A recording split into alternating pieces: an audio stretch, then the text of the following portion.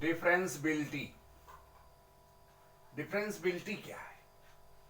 इसका अगर हम मैथमेटिकल पार्ट की बात करें तो हम कह सकते हैं कि if a function F X be a function and X equal to A is a point in its domain, then f(x) is said to be differentiable at x equal to a if and only if left hand derivative limit h tends to 0 f a minus h minus f a upon minus h exists finite, and right hand derivative limit h tends to 0 f a plus h minus f a upon h exists finite and both are equal।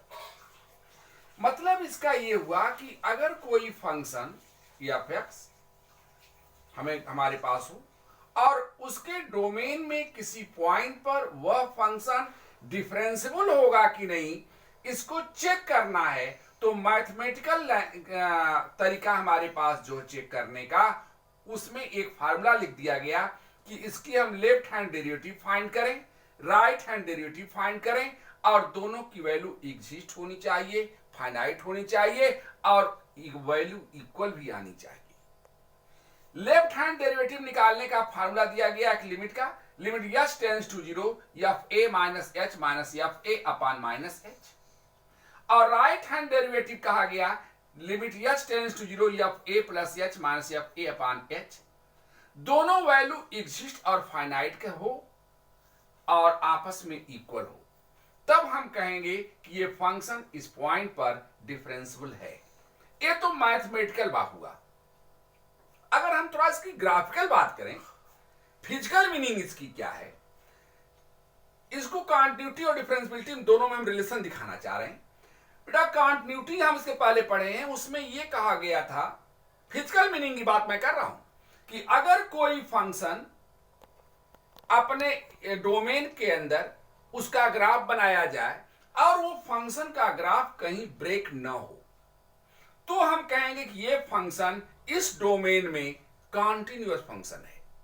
ये physical meaning है कि अगर हम function को उसके domain के अंदर draw करना चाहें, ग्राफ बनाएं उसका, और वो कहीं ब्रेक न हो, तो हम कहेंगे कि ये फंक्शन इस डोमेन में कॉन्टिन्यूअस फंक्शन है।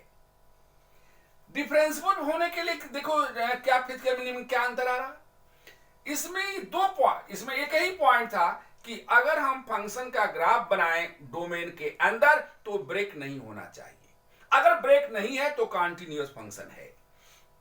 लेकिन डिफरेंशिएबल में दो पॉइंट हो जाते हैं, एक तो कि उस डोमेन के अंदर अगर हम फंक्शन का ग्राफ बनाएं तो ग्राफ ब्रेक नहीं होना चाहिए, यानी वही कंडीशन है जो कंटिन्यूटी की कंडीशन थी।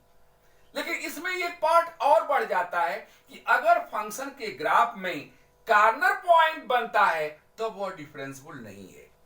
यानी सेकेंड पार्ट इस डिफरेंशिएबिलिटी का है कि फंक्शन के ग्राफ में कॉर्नर पॉइंट नहीं बनना चाहिए। यानी डिफरेंशिएबिलिटी में दो पॉइंट हो गए, पहला कि फंक्शन का ग्राफ ड्रा किया जाए तो कहीं ब्रेक नहीं होना चाहिए, जो कि कंटिन्यूटी की डिफिनेशन में आता है। लेकिन इसमें एक पॉइंट और बढ़ जाता है कि ग्राफ में कहीं कॉर्नर पॉइंट भी नहीं बनना चाहिए।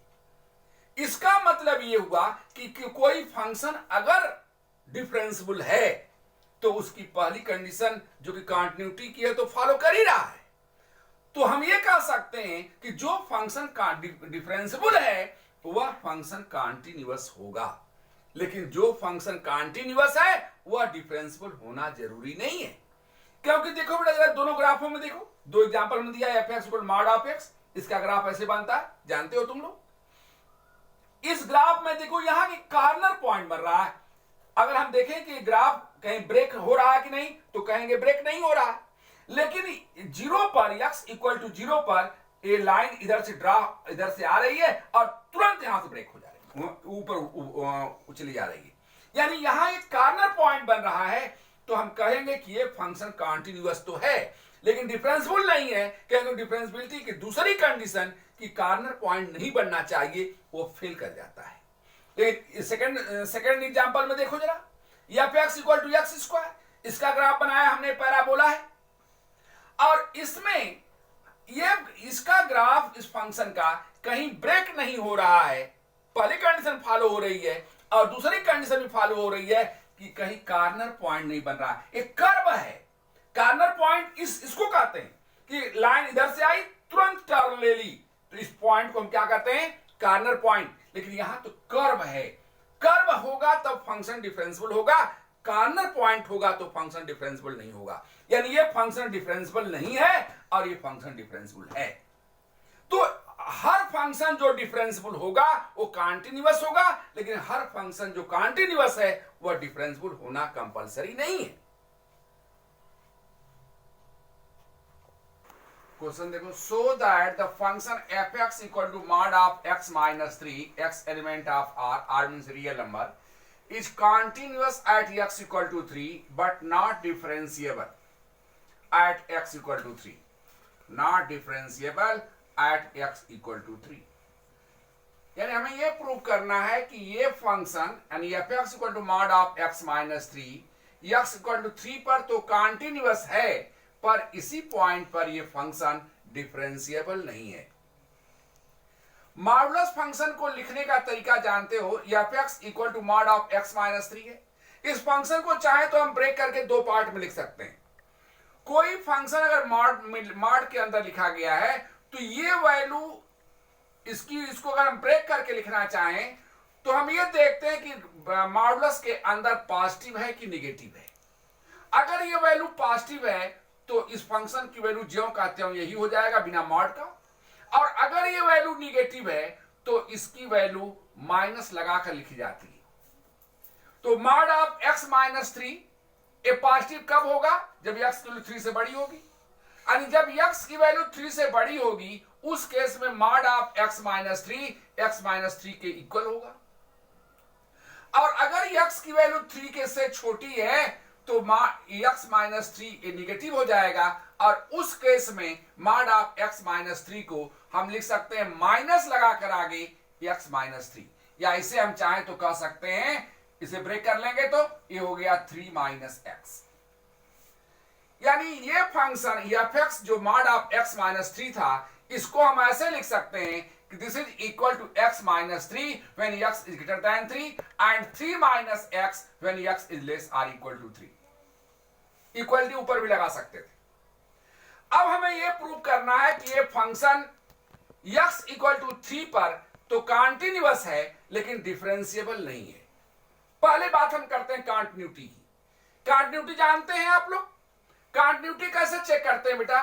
कोई फंक्शन किसी पॉइंट पर कॉन्टिन्यूअस होता है अगर उस पॉइंट पर लेफ्ट हैंड लिमिट, उस पॉइंट पर राइट हैंड लिमिट और उस पॉइंट पर फंक्शन की वैल्यू अगर तीनों इक्वल होती हैं तो हम कहते हैं कि ये फंक्शन इस पॉइंट पर कॉन्टिन्यूअस है। अब इस फंक्शन को हम 3 पर चेक करना चाह रहे हैं। 3 पर इन्होंने कहा है 3 पर लेफ्ट हैंड लिमिट लिखने का तरीका देखो। लिमिट x टेंड्स टू 3 ऊपर माइनस लगा देते हैं। जब लेफ्ट हैंड लिमिट लिखना होता है तो ऊपर माइनस लगा लेते हैं। अगले स्टेप में हर क्वेश्चन में, क्वेश्चन चाहे जो भी हो, लिखने का प्रोसेस यही होगा। हम अब जो limit x tends to 3 minus था इसको हम ऐसे लिख दे रहे हैं। देखो लिमिट h टेंड्स टू 0 या 3 माइनस h। क्या मतलब इसका कि फंक्शन की वैल्यू 3 से 3 माइनस ऊपर लिखा है, इसका मतलब 3 से थोड़ी सी पहले 2.999999 पर। इसकी मीनिंग क्या रही कि limit h tends to 0 3 minus h and 3 से थोड़ा सा माइनस कर दें तो ये भी तो बात, दोनों की मीनिंग एक ही है, केवल लिखने के तरीके चेंज किए गए हैं। अब यहां से हम फंक्शन क्यों लिखेंगे? 3 माइनस h है एंड 3 से कम हो गया, 3 से कुछ माइनस करेंगे तो कम हो जाएगी, और ये वैल्यू देखो कहां से लिखी जाएगी, इसके सामने से कि इसके सामने से। ये x की वैल्यू क्या है? 3 से बड़ी। ये x की वैल्यू क्या है? 3 के इक्वल या उससे छोटी। तो जब इक्वल लिखना होगा तो भी इसके सामने से लिखेंगे, जब छोटी लिखना होगा तो भी इसके सामने से लिखेंगे, और जब x 3 से बड़ा होगा तो इसके सामने से लिखेंगे। हमें किसके सामने से लिखना है? इसके सामने से। इसके सामने फंक्शन की वैल्यू क्या दी गई है? 3 माइनस एक्स। तो यहां हमने लिखा ये 3 माइनस एक्स की वैल्यू लिखना है हमें, तो इसकी हेल्प से लिखेंगे, और जहां x है वहां 3 माइनस h लिखा जाएगा। तो वैल्यू क्या हो गई? 3 माइनस, और x के प्लेस पर ब्रैकेट में देंगे 3 माइनस h। जब ब्रैकेट को ओपन करेंगे तो 3 माइनस 3 प्लस एच, 3 कैंसिल हो गया और यह 0 होने से वैल्यू क्या हो गई इसकी 0। तो लेफ्ट हैंड डेरिवेटिव की वैल्यू इसकी आ रही है, लेफ्ट हैंड लिमिट की वैल्यू आ रही है 0।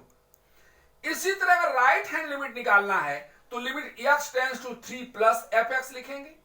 अगले स्टेप में लिमिट s टेंड्स टू 0, यह 3 plus h right hand derivative है, प्लस है तो यहां प्लस लिखें, लेफ्ट में देखो यहां माइनस है तो यहां माइनस लिखें। और वैल्यू इनकी कहां से लिखेंगे फंक्शन से, इसके अकॉर्डिंग कि x की वैल्यू किस में आती है। ये 3 प्लस h है एंड 3 में कुछ ऐड करेंगे तो वैल्यू बड़ी हो जाएगी, तो 3 प्लस h कहां से लिखा जाएगा इसके सामने से। तो 3 plus h equal to limit h tends to 0, x के प्लेस पर क्या लिखेंगे 3 प्लस एच और माइनस 3। बेटा इसको ओपन कर दो तो 3 plus H minus 3 cancel, H को 0 पुट कर दिया तो वैल्यू 0 हो गई। तो राइट हैंड लिमिट भी वैल्यू 0 आ गई, लेफ्ट हैंड लिमिट भी 0 आई थी। अब 3 पर फंक्शन क्यों निकालना है, 3 पर वैल्यू निकालना है, यक्स इक्वल टू 3 यहां है, इसी के सामने से लिखेंगे और जहां यक्स है वहां क्या लिखेंगे 3, तो 3 minus x and 3 minus 3 equal to 0 हो गया। तो left hand limit, right hand limit और 3 पर फंक्शन की वैल्यू तीनों 0 आ रही थी, तो ये तीनों इक्वल हो गए, तो हम कहेंगे कि ये function at x equal to 3 पर कॉन्टिन्यूअस है। तो इस क्वेश्चन का फर्स्ट पार्ट प्रूफ हो गया। कॉन्टिन्यूटी चेक करना आप जानते हैं, पहले से हम लोग डिफरेंशियबिलिटी आज देख रहे थे। तो डिफरेंशियबिलिटी चेक करने के लिए ये फंक्शन 3 पर डिफरेंशिएबल है कि नहीं है, और किसी पॉइंट पर कोई फंक्शन डिफरेंशिएबल होता है कि नहीं होता है, इसको चेक करने के लिए हम लेफ्ट हैंड डेरिवेटिव और राइट हैंड डेरिवेटिव निकालते हैं। अगर दोनों की वैल्यू इक्वल आती है तो हम कहते हैं कि फंक्शन इस पॉइंट पर डिफरेंशिएबल है, और अगर इक्वल नहीं आएगी तो कहेंगे डिफरेंशिएबल नहीं है। यहां देखो बेटा, हम लेफ्ट हैंड डेरिवेटिव निकाल रहे हैं पहले x इक्वल टू 3 पर। क्या फार्मूला होता है लेफ्ट हैंड डेरिवेटिव का, limit x tends to 0, f a minus H minus f a upon minus h होता है। लेफ्ट हैंड डेरिवेटिव बात करते हैं तो पॉइंट कौन है हमारा 3, यानी ए के प्लेस पर 3 रख देंगे, तो f 3 minus H minus f 3 अपान माइनस एच। अब वैल्यू सिर्फ फंक्शन से लिखेंगे, 3 माइनस एच है, 3 से छोटा हो गया, कहां से लिखेंगे इसके सामने से, जहां यक्स है वहां क्या लिखेंगे 3 माइनस एच। तो यहां देखो बेटा वैल्यू लिखो 3 माइनस एक्स, तो 3 माइनस जहां यक्स है वहां लिखा हमने 3 माइनस एच। अभी हम इसकी वैल्यू लिखे हैं इतना, देखो यहां 3 माइनस एच लिखना है, यह 3 माइनस एच, तो यक्स की वैल्यू 3 से छोटी है, इसके सामने से लिखा जाएगा, यानी यहां से वैल्यू लिखेंगे, और इसमें जहां यक्स होगा वहां 3 माइनस एच लिखा जाएगा। तो यहां वैल्यू क्या है 3, हमने 3 लिख दिया, फिर माइनस है तो माइनस लिख दिया, और यक्स के प्लेस पर 3 माइनस एच लिख दिया, ये वैल्यू इसकी हो गई। फिर माइनस माइनस लिखा, यब 3 की वैल्यू कहां से लिखेंगे, यहां यक्स 3 के इक्वल भी यहां है, तो जब इसके इक्वल से सामने से लिखेंगे तो फिर यहीं से लिखना होगा, और जहां यक्स है वहां क्या लिखना होगा 3, तो 3 माइनस 3 0 हो गया, अपान माइनस एच है फार्मूले में तो माइनस एच लिख दिया। इसको ओपन किया तो limit h tends to 0, 3 minus 3 cancel हो गया, 0 हो गया, माइनस माइनस प्लस एच हो गया, वो तो 0 ही है, तो ऊपर प्लस एच है नीचे माइनस एच है, एच से एच कैंसिल, तो आगे इसकी वैल्यू -1। तो लेफ्ट हैंड डेरिवेटिव की वैल्यू -1 आ रही है। अब इसी पर हम राइट हैंड डेरिवेटिव निकालें और उसकी भी वैल्यू अगर -1 आएगी तो कहेंगे ये फंक्शन डेरिवेटिव है, उस पॉइंट पर डिफरेंशिएबल है, और अगर नहीं आएगी तो कहेंगे डिफरेंशिएबल नहीं है। लेफ्ट हैंड डेरिवेटिव की वैल्यू आई थी -1। अब राइट हैंड डेरिवेटिव फार्मूला होता है limit h tends to 0, f a plus H minus f a upon h. A की वैल्यू यहां 3 है, तो f 3 plus H minus f 3 upon h. 3 plus h है, इसमें 3 से वैल्यू अधिक हो गई, तो हम 3 उसके सामने से लिखेंगे, तो जहां यक्स है वहां लिखेंगे 3 प्लस एच, तो वैल्यू की अब 3 प्लस एच की क्या हो गई, यक्स -3 था तो यक्स के प्लेस पे लिखेंगे 3 प्लस एच -3, माइनस अब 3 लिखना है तो 3 के सामने से लिखेंगे, तो 3 - 3 0 हो जाएगा अपान एच। इसको ओपन किया तो 3 - 3 कैंसिल, एच अपान एच, और कट करके इसकी वैल्यू क्या आ गई 1। तो लेफ्ट हैंड डेरिवेटिव तो -1 आया था और राइट हैंड डेरिवेटिव +1 आ रहा है, दोनों डेरिवेटिव इक्वल नहीं है। Left hand derivative not equal to right hand derivative, therefore fx is not differentiable at x equal to 3। क्या प्रूफ हो गया कि यह फंक्शन x इक्वल टू 3 पर तो कॉन्टिन्यूअस है, लेकिन x इक्वल टू 3 पर डिफरेंशिएबल नहीं है। तो डिफरेंशिएबिलिटी चेक करना होगा तो हम left hand derivative, right hand derivative की वैल्यू निकालेंगे, उनके फार्मूले हमारे पास हैं, उसमें वैल्यू रखेंगे, दोनों वैल्यू इक्वल आएंगी तो हम कहेंगे कि ये फंक्शन इस पॉइंट पर डिफरेंशिएबल है, अदरवाइज डिफरेंशिएबल नहीं है। लेकिन कंटिन्यूटी चेक करना होता है तो left hand derivative, left hand limit निकालते हैं, राइट हैंड लिमिट निकालते हैं, फंक्शन की वैल्यू निकालते हैं, तीनों वैल्यू अगर इक्वल आती है तब हम कह पाते हैं कि ये फंक्शन इस पॉइंट पर कॉन्टिन्यूअस है। तो ये है दोनों कॉन्टिन्यूटी और डिफरेंशिएबिलिटी। देखो बेटा, डिफरेंशिएशन के कुछ फार्मूले 11th में आप लोग पढ़ चुके हो और उस फार्मूलों का यूज करके हम डिफरेंशिएशन करते हैं। जैसे मान लो हमारे पास है एग्जांपल कि फाइंड द डेरिवेटिव या D by d x of x square plus sign x plus log 3 log x, ऐसे। तो इसको डिफरेंशिएट करना है तो हम अलग अलग कर लेते हैं। D by d x of x square plus D by d x of sign x plus D by d x of 3 log x. ये सब 11th में हम लोग पढ़ चुके हैं। और यहां फार्मूला क्यों लगाएंगे? एक्स की पावर n का क्या हो जाएगा, ये 2 और x की पावर 2 - 1 यानी 1 हो गया तो 2x रह गया, plus D by d x of sine x, sine x का डिफरेंशिएशन cos x होता है, cos x लिख दिया हमने, प्लस 3 कांस्टेंट डिफरेंशिएशन से बाहर हो गया और log x का डिफरेंशिएशन 1/x होता है। तो आंसर हमारा क्या हो गया, 2x plus cos x plus 3/x, ये आंसर हो गया। तो अगर हमारे फार्मूले में क्वेश्चन मिल रहा है, डायरेक्ट हम डिफरेंशिएशन का फार्मूला यूज करें और सॉल्व कर लें। मान लो कहीं अगर u/v का आता है जैसे, या u × v का आता है, find the derivative of d by d x of sine x upon log x, इसको हमें फाइंड करना है, या sine x into e⁻x upon log x, इसका फाइंड करना है डिफरेंशिएशन। तो पहले हम u/v का फार्मूला लगा दें, ये हो जाएगा log first denominator log x into d by d x of numerator यानी sine x into e⁻x minus sine x into e⁻x d by d x of denominator log x और whole upon log x का whole square. ये formula है u/v का, एक function ऊपर एक function नीचे है तो उसके डिफरेंशिएशन का फार्मूला है, हम लोग 11 से जानते हैं। अब जहां जहां डी बाई डी एक्स नहीं है तहां कॉपी कर लें और जहां जहां डी बाई डी एक्स है वहां फार्मूला यूज करें।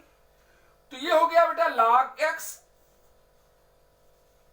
इंटू, यहां दो फंक्शनों का मल्टीप्लीकेशन है, साइन x इंटू e⁻x, यहां भी फार्मूला हमारे पास है, क्या होता है, first function sine x into d by d x of second function, तो e⁻x का डिफरेंशिएशन e⁻x रह गया, या हम इसको लिख देते हैं एक बार, for sine x into d by d x of e⁻x plus second function e⁻x into d by d x of sine x, अब ये क्लोज हो गया, minus sine x into e⁻x into log x का 1/x हो गया differentiation, और whole upon log x का whole square. अब जहां जहां डी बाई डी एक्स है वहां वहां हम डिफरेंशिएट करते चले, तो ये हो गया log x और ब्रैकेट में क्या बचा बेटा, साइन x इंटू e⁻x का डिफरेंशिएशन e⁻x ही होता है, प्लस e⁻x और साइन एक्स का differentiation cos x bracket close minus sine x into e to power x whole upon x और होल अपान log एक्स का होल स्क्वायर। अब इसमें चाहे तो थोड़ा सा और कॉमन ले सकते हैं, ई टू पावर एक्स को यहां दोनों से कॉमन ले लें तो ये हो जाएगा e to power x log x और ब्रैकेट में बचेगा क्या sine x plus cos x और minus e to power x sine x upon x और होल अपान log एक्स का होल स्क्वायर। तो इस तरह क्वेश्चन आते हैं डायरेक्ट फार्मूले पर। डायरेक्ट फार्मूले पर इस तरह क्वेश्चन आते हैं तो हम डायरेक्ट ऐसे कर लेंगे, लेकिन ऐसा जरूरी नहीं है कि हमको सारे क्वेश्चन इसी तरह मिले जिसको हम डायरेक्ट फार्मूले का यूज करके सॉल्व कर सकते हैं।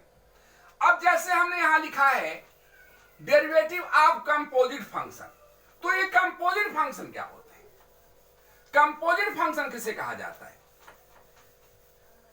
जैसे हम बेटा जब लिखते हैं y equal to 3x plus 2, जैसे मान लो हमने ऐसे एक इक्वेशन लिखा y equal to 3x plus 2, तो इसको देखकर कहेंगे कि y is the function of x, y x का फंक्शन है। लेकिन अगर हम ऐसे कह दें, एक कब कहते हैं y, कैसे कह ले रहे हैं y is function of x? क्योंकि फंक्शन की एक डिफिनेशन है कि dependent variable is called function of independent variable. यहां y डिपेंडेंट है और x इंडिपेंडेंट है, क्योंकि y की वैल्यू x पर डिपेंड करती है। अगर x की वैल्यू हम 0 रख दें तो y 2 हो जाएगा, x की वैल्यू 1 रख दें तो y 5 हो जाएगा। तो वेरिएबल तो दोनों है, x और y दोनों वेरिएबल हैं, लेकिन x इंडिपेंडेंट है और y डिपेंडेंट है। इसलिए डिफिनेशन है फंक्शन की कि dependent variable is called function of independent variable. मान लो ऐसे हमने लिख दिया y equal to sine log x, sine log x। अब जरा इसको देखो बेटा, log x ए डिपेंड किस पर करता है? x पर। अगर x 1 है तो log 1 होगा, x 2 है तो log 2 होगा। और y किस पर डिपेंड करता है? साइन log x पर। तो y किसका फंक्शन हो गया?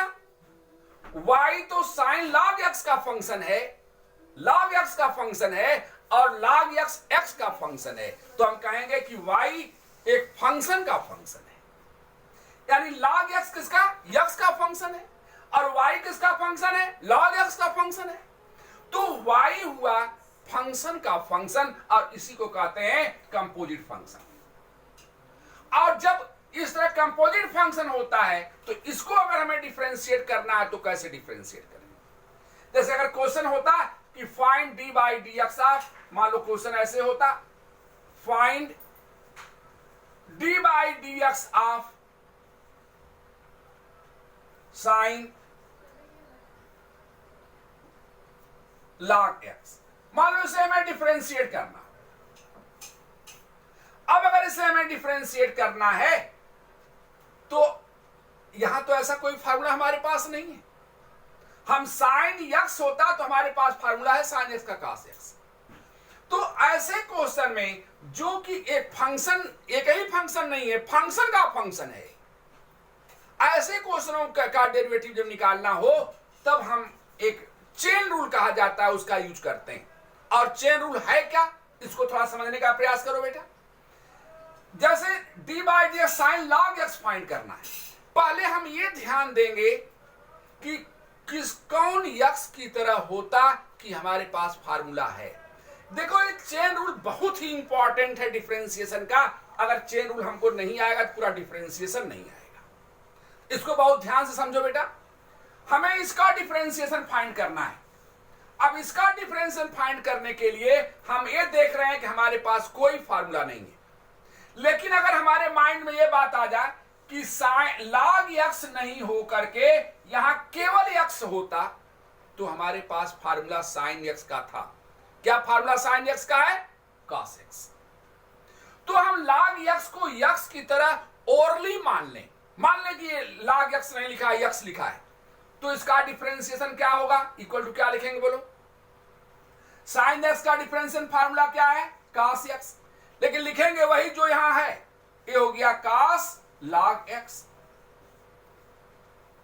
लेकिन अगर हम किसी को x की तरह सपोज करके डिफरेंशिएशन का फार्मूला यूज किए हैं तो इनटू करना होगा उसी के d बाई डी एक्स से, यानी d बाई डी एक्स आप किसको सपोज किए थे? log x। अब इसके आगे तो d बाई डी एक्स है नहीं, इसको कॉपी कर लें, ये हो गया cos ब्रैकेट में log x, इसके आगे d बाई डी एक्स लगा है और ये हमारे पास डायरेक्ट फार्मूला है, log x का डिफरेंशिएशन होता है 1 अपान x। तो आंसर क्या हो गया हमारा? cos log x और होल अपान x, ये हमारा आंसर हो गया।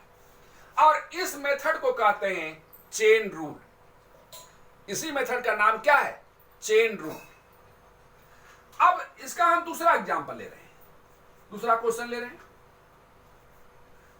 Find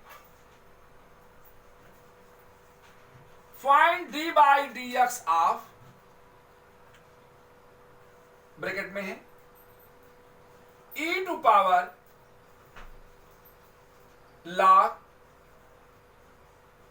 sign x। इसको डिफरेंशिएट करना है। अब तुम्हारे माइंड में आना चाहिए कि अगर हमने अभी ये कहा बेटा कि सबसे पहले हम क्वेश्चन को देखते ही देखेंगे कि क्या हमारे फार्मूले के लिस्ट में ऐसा कोई फार्मूला है क्या, और अगर ऐसा फार्मूला नहीं है तो ये सोचना पड़ता है कि हम किसको x की तरह कंसीडर कर लें कि हमको फार्मूला मिल जाएगा। तो इसको देखकर हमारे माइंड में आ जाना चाहिए कि अगर हम log साइन x न हो करके यहां केवल x होता तो e की पावर x का फार्मूला हमारे पास है। e टू पावर x का फार्मूला क्या होता है? e टू पावर x ही होता है। तो इसको हम क्या लिख दें? Equal to e to power, लिखते वही है जो रहता है, तो log साइन x। लेकिन ये फार्मूला हम e टू पावर x का कब लगा पाए हैं? जब हम log साइन x को x की तरह कंसीडर किए। और मैंने ये कहा था कि अगर हम किसी को कंसीडर करके फार्मूले को यूज करेंगे तो उसके आगे d बाई डी एक्स लगाकर मल्टीप्लाई करना पड़ेगा। तो इनटू करना पड़ा हमें d by d x of log sine x। अब देखो जिसमें d बाई डी एक्स नहीं, उसको कॉपी कर लो, तो ये हो गया बेटा e की power log sine x। Copy कर ले, इसके आगे d बाई डी एक्स नहीं है। फिर यहां d बाई डी एक्स अब log साइन x की बात आई। log साइन x का डिफरेंशिएशन हमारे पास नहीं है। यहां फिर हमें सोचना होगा कि अगर साइन x न हो करके यहां केवल x होता तो log x का फार्मूला भी हम ऊपर यूज किए हैं, तो हम इसका फार्मूला यूज कर लेते। यानी बार बार ये बात आ रही है कि अगर किसी फंक्शन में डिफरेंशिएट करते समय फार्मूला हमें एग्जैक्ट नहीं मिलता है तो हमें यह देखना पड़ता है कि किसको हम x की तरह कंसीडर कर लें कि फार्मूला हमारा कोई बन जाए। जैसे यहां साइन x को, इसके ऊपर हम log साइन x को अगर हम x की तरह कंसीडर किए तो formula e to power x बन गया, हमने उसका यूज कर लिया। और जिसको हमने कंसीडर किया उसके d बाई डी एक्स से मल्टीप्लाई कर दिया। फिर यहां अब log साइन x आया, फिर बात वही आ गई कि हमारे पास डिफरेंशिएशन का फार्मूला नहीं है। लेकिन जब हम साइन x को x की तरह कंसीडर कर लेंगे तो log x का फार्मूला हमारे पास है। फिर हम फार्मूले का यूज कर दें तो इक्वल टू इनटू क्या हो गया बेटा, इसको x तरह मान लिया तो log x का फार्मूला 1 अपान x होता है, तो 1 अपान साइन x हो गया into d by d x of, जिसको सपोज किया था साइन x। तो अब जहां हमारे पास d बाई डी एक्स नहीं है उसको कॉपी करते चले, तो ये हो गया e की पावर log साइन x और whole upon a sine x, और d by d x of sine x का होता है क्या, cos x। तो आंसर क्या हो गया बेटा, इक्वल टू लिख सकते हैं e की power log sine x into cos x upon sin x को लिख दें cot x। ये हमारा आंसर हो गया। तो इस मेथड को कहते हैं चेन रूल। क्या है चेन रूल? चेन रूल में यह कहा जा रहा है कि अगर हमें डायरेक्ट फार्मूला नहीं मिलेगा तो हम ये ध्यान देंगे कि किसको हम यक्स की तरह कंसीडर करें कि फार्मूला मिल जाए। ये बात हम तभी सोच पाएंगे जब सारे फार्मूले हमें याद होंगे। अगर फार्मूले हमें याद नहीं होंगे तो हम ये पकड़ नहीं पाएंगे, क्योंकि हमें ये देखना होता है कि किसको हम यक्स की तरह कंसीडर कर लें कि हमारे पास फार्मूला मिल जाएगा। तो यहां इस क्वेश्चन में से इस वाले क्वेश्चन देखो बेटा, साइन लॉग यक्स था। एक बार फिर से रिपीट हम कर दे रहे हैं, साइन यक्स का तो फार्मूला हमारे पास था, लेकिन यहां साइन यक्स नहीं था, साइन लॉग यक्स है। तो लॉग यक्स को अगर हम यक्स की तरह कंसीडर कर लें तो ये साइन यक्स हो जाएगा, और साइन यक्स का डिफरेंशिएशन cos यक्स होता है, हम जानते हैं। तो हमने log यक्स को यक्स की तरह कंसीडर कर लिया, तो साइन यक्स का फार्मूला cos यक्स होता है, लेकिन लिखते वही हैं जो रहता है, तो cos log यक्स लिख दिया हमने। और अगर फार्मूला किसी को सपोज करके हमने यूज किया है तो उसके डी बाई डी एक्स से मल्टीप्लाई भी करना पड़ता है। तो हमने log यक्स को सपोज किया था तो इसके डी बाई डी एक्स से मल्टीप्लाई करना पड़ा। अब जिसके आगे डी बाई डी एक्स नहीं है उसको कॉपी कर लें, जिसके आगे डी बाई डी एक्स है उसको डिफरेंशिएट करें। तो cos log x को हमने कॉपी कर लिया और log x का डिफरेंशिएशन 1/x हो गया। तो आंसर क्या हो गया हमारा? cos log x upon x। दूसरे एग्जांपल में देखो बेटा, d by d x of e to power log sin x था। इसको देखते ही हमारे माइंड में आ जाना चाहिए कि log sin x न होकर के अगर यहां केवल x रहा होता तो e टू पावर x का फार्मूला हमारे पास है, और e टू पावर x का formula e to power x ही होता है। तो हमने फार्मूले को यूज कर लिया, लेकिन लिखते वही है जो रहता है, तो e to power log sin x में लिख दिया। लेकिन हमने इसको सपोज किया था तो into d by d x of log sin x लिखना पड़ा, क्योंकि जिसको सपोज करके हम फार्मूले का यूज करेंगे उसके डी बाई डी एक्स से मल्टीप्लाई करना पड़ेगा। ये किया हमने। अब इसके आगे डी बाई डी एक्स नहीं तो इसको कॉपी कर लिया, लेकिन इसके आगे डी बाई डी एक्स लगा है, यानी इसको हमें डिफरेंशिएट करना है। अब इसको डिफरेंशिएट करना है तो हमें देख रहे हैं कि log sin x लिखा है, और log sin x का हमारे पास कोई फार्मूला नहीं है। जब log sin x का हमारे पास कोई फार्मूला नहीं है तो हमें यह देखना होगा कि किसको हम x की तरह कंसीडर करें कि हमें कोई फार्मूला मिल जाएगा। तो log x का फार्मूला हमारे पास है, हमें याद रहेगा तब पकड़ पाएंगे।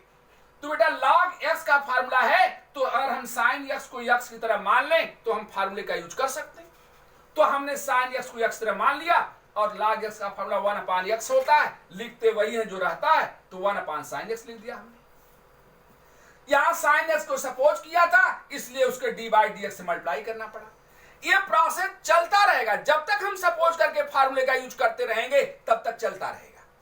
अब यहां देखो sin x केवल आया, और sin x का फार्मूला हमारे पास लिस्ट में है, डायरेक्ट फार्मूला हम जानते हैं, और sin x का डिफरेंशियल cos x होता है। तो इन दोनों को हमने कॉपी कर लिया था, और sin x का डिफरेंशियल cos x है, इसको थोड़ा सा इसको cos x upon sin x को cot x लिख दिया। ये हमारा आंसर। तो ये तरीका है, और इस तरीके का नाम है क्या? Chain rule. तो ये चेन रूल का यूज करके हम डिफरेंशिएशन करेंगे, और ये मैंने अभी ये कहा कि ये हमारे डिफरेंशिएशन का हार्ड कहा जाता है, यानी बिना चेन रूल का हमें कोई डिफरेंशिएशन नहीं बता सकते। हम एक नेक्स्ट एग्जांपल देने जा रहे हैं, तीसरा। Find d by d x of under root sine 3 की पावर cos x। अब देखो बेटा ये इस क्वेश्चन को जरा, इसको देखते ही इसका सलूशन हम लिखने जा रहे हैं। यहां तुम्हारे माइंड में आना चाहिए, हमने एक फार्मूला नोट कराया है d by d x of under root x का। क्या फार्मूला होता है इसका? 1/2 अंडर रूट एक्स, ये फार्मूला होता है। तो यहां अगर हम इस पूरे को इसे देख करके हमारे माइंड में आ जाना चाहिए कि अगर हम इस पूरे को x की तरह मान लें sine 3 to power cos x को x की तरह मान लें तो ये फार्मूला हमारा काम करेगा। तो ये बात हमारे माइंड में आनी चाहिए, और ये तभी आ सकती है जब हम फार्मूले सारे याद रखेंगे। तो बेटा यहां इसको पूरे को हमने x की तरह मान लिया, तो इसका डिफरेंशिएशन क्या हो गया बोलो, इक्वल टू क्या लिख दें, रूट x हो गया। रूट x का डिफरेंशिएशन 1/2 रूट x लिखेंगे, वही जो है ये लिख देंगे साइन और ब्रैकेट में 3 की पावर cos x। इंटू करना पड़ेगा। क्यों इंटू करना पड़ रहा, क्योंकि ये कहा गया था कि अगर हम किसी चीज को सपोज करके फार्मूले का यूज करते हैं तो उसके डी बाई डी एक्स से मल्टीप्लाई करना पड़ता है। तो into d by d x of, यहां क्या हो गया, साइन 3 की पावर cos x, इसको हमने सपोज किया था। अब बताओ इसको क्या लिखें, 1/2 अंडर रूट साइन 3 की पावर cos x। इसके आगे डी बाई डी एक्स ने तो कॉपी कर लिया, इसके आगे डी बाई डी एक्स लगा है। यहां अब फिर हमें देखना होगा कि क्या हमें फार्मूला मिल रहा है या सपोज करना पड़ेगा। बेटा साइन 3 की पावर cos x है, साइन x रहता तो उसका फार्मूला हमारे पास है, लेकिन साइन x नहीं है, 3 की पावर cos x है। तो 3 की पावर cos x को अगर हम x की तरह कंसीडर करें तो हमारे पास फार्मूला साइन x का बन जाएगा, और साइन x का फार्मूला क्या होता है, cos x, यानी cos 3 की पावर cos x। हमने इसको x की तरह मानकर साइन x का फार्मूला cos x लिख दिया, लेकिन अभी हमने फार्मूला लिखा है सपोज करके, इसलिए उसके डी बाई डी एक्स से मल्टीप्लाई करना पड़ेगा। तो D by d x of 3 की power cos x। Next step देखो, इनके आगे डी बाई डी एक्स नहीं, इसको कॉपी कर लो। तो cos ब्रैकेट में 3 की power cos x whole upon 2 under root sine 3 की पावर cos x इंटू, अब इसको डिफरेंशिएट करना है 3 की पावर cos x को। इसमें फार्मूला हम कौन यूज कर सकते हैं, a की पावर x, a कांस्टेंट होता है, x वेरिएबल होता है, यहां 3 कांस्टेंट है, यहां cos x में वेरिएबल है। तो a की पावर x का फार्मूला यूज हो सकता है, लेकिन x के प्लेस पर यहां क्या है, cos x, यानी cos x को अगर हम x की तरह मान लें तो a की पावर x का फार्मूला हम यूज कर सकते हैं। और a की पावर x का फार्मूला क्या होता है, a की पावर x यानी 3 की पावर cos x लिखते वही जो रहता है into log 3, a to power x log a, ये फार्मूला होता है a टू पावर x का। लेकिन फिर भी यहां सपोज किया गया था cos x को, तब ये फार्मूला हम यूज किए हैं, तो into d by d x of cos x लिखना पड़ेगा। जब तक हम सपोज करके फार्मूले का यूज करेंगे, यहां देखो कितनी बार सपोज किया गया, पहले इसको सपोज किया गया तो इसके D by d x multiply करना पड़ा, फिर इसको हमने कॉपी किया, इसको डिफरेंशिएट करने की बात आई तो इसको सपोज करना पड़ा, तो इसको सपोज करना पड़ा, तो इसको सपोज करके हमने फार्मूला तो यूज कर लिया, लेकिन फिर इसके D by d x multiply करना पड़ा। फिर जब इसको डिफरेंशिएट करने की बात आई तो फिर a टू पावर x का फार्मूला आया, या फिर cos x को x तरह सपोज करना पड़ा, फिर D by d x multiply करना है। तो जब तक हम सपोज करके फार्मूले का यूज करते रहेंगे तब तक उसके डी बाई डी एक्स से मल्टीप्लाई करते रहेंगे। तो क्या हो गया ये cos 3 की पावर cos x इंटू 3 की पावर cos x log 3 और whole upon 2 under root sine 3 की पावर cos x, ऐसे। और cos x का डिफरेंशिएशन यहां सपोज नहीं करना पड़ा, माइनस साइन x होता है तो हमने माइनस को आगे लिख दिया, ये हमारा आंसर हो गया। तो इस कंसेप्ट को कहते हैं बेटा चेन रूल, और चेन रूल बिना समझे हम डिफरेंशिएशन नहीं सीख सकते। तो हमें बहुत ध्यान देना होगा कि हम कैसे सॉल्व कर रहे हैं। एक बार फिर से मैं इस क्वेश्चन को बता रहा हूं, हमें यह देखना होता है कि हमारे पास जो क्वेश्चन दिया गया जिसको डिफरेंशिएट करना है, क्या डायरेक्ट फार्मूला है। अगर डायरेक्ट फार्मूला नहीं है तो ये सोचते हैं कि किसको हम x की तरह कंसीडर करें कि हमें फार्मूला मिल जाए। ये रूट x का फार्मूला हमारे पास था, हमने इस पूरे को x की तरह कंसीडर कर लिया, तो रूट यक्स हो गया, और रूट यक्स का फार्मूला 1/2 रूट यक्स होता है, तो 1/2 रूट एक्स हमने लिख दिया, लिखते वही है जो रहता है। और मैंने ये कहा था कि जब हम किसी चीज को सपोज करके हम डिफरेंशिएट करेंगे, फार्मूला यूज करेंगे, तो उसके d/dx से मल्टीप्लाई करना पड़ेगा। तो इसको हमने सपोज किया था, इसके d/dx से मल्टीप्लाई करना पड़ा।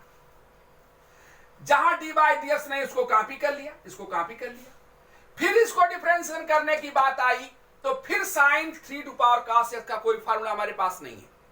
अगर 3 cos x को x की तरह मान लें तो ये sin x हो जाएगा, जिसका फार्मूला cos x होता है। हम फार्मूले का यूज कर लिए इसको सपोज करके, लेकिन जब इसको सपोज करके फार्मूले का यूज किए हैं तो इसके d/dx से मल्टीप्लाई करना पड़ेगा।